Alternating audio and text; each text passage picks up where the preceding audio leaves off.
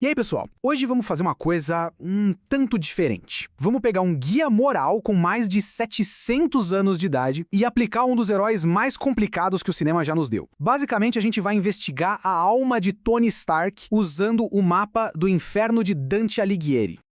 Essa é a pergunta de $1 milhão, né? A questão que vai guiar toda essa nossa investigação. Onde é que na arquitetura super detalhada do mal criada por Dante, um personagem como Tony Stark encontraria seu lugar eterno?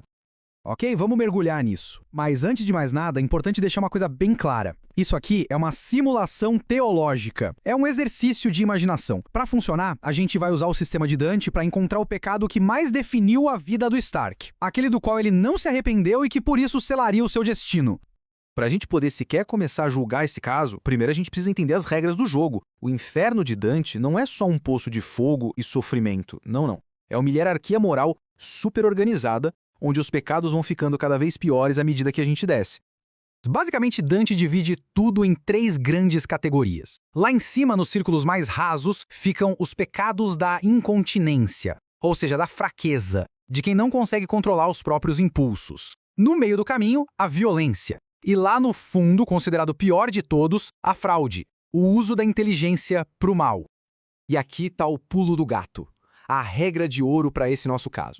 Para Dante, usar mal a nossa inteligência, que é o que nos faz humanos e mais parecidos com Deus, é uma ofensa muito, mas muito mais grave do que qualquer ato de violência ou qualquer fraqueza da carne. Guardem bem essa informação.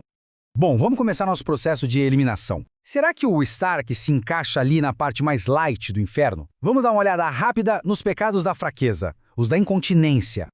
Olha, a gente percebe bem rápido que apesar de todos os defeitos dele, não foi a luxúria, a gula ou a ganância que definiram quem era Tony Stark. A fase playboy passou quando ele se apaixonou pela Pepper. E o dinheiro para ele era mais uma ferramenta do que o objetivo final. Os demônios dele eram bem mais profundos, então a gente precisa descer. Agora sim, a gente chega na acusação mais óbvia, aquela que todo mundo pensa primeiro. O passado do Stark como fabricante de armas, o mercador da morte. Isso, sem dúvida, o colocaria direto no 7º círculo do inferno, o círculo da violência. Só que tem um argumento muito forte contra isso.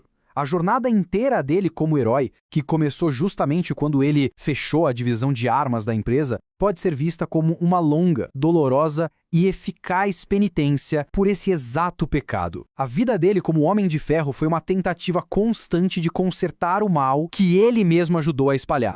E é isso que nos leva ao centro da questão, ao 8º círculo, o lugar onde Dante pune o abuso do intelecto. Aqui, o problema não é o que Stark fez com a força, mas o que ele fez com aquela mente absolutamente genial que ele tinha.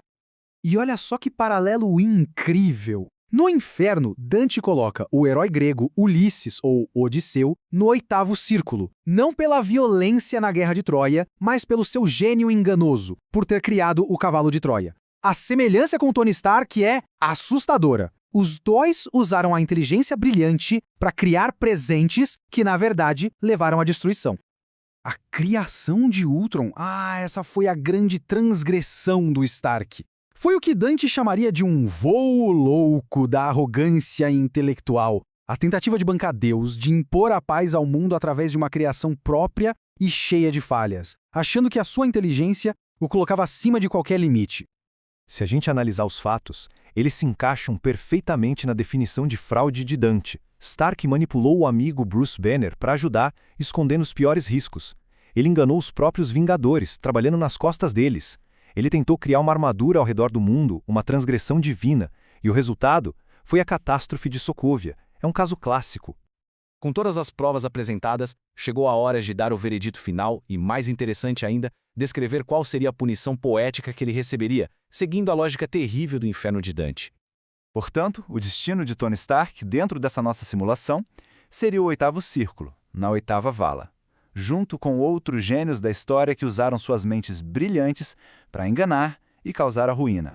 E para a gente entender exatamente qual seria o sofrimento dele, é preciso conhecer o conceito de contrapasso. No inferno de Dante, a punição nunca é aleatória. Ela é um espelho poético e cruel do pecado que a pessoa cometeu em vida.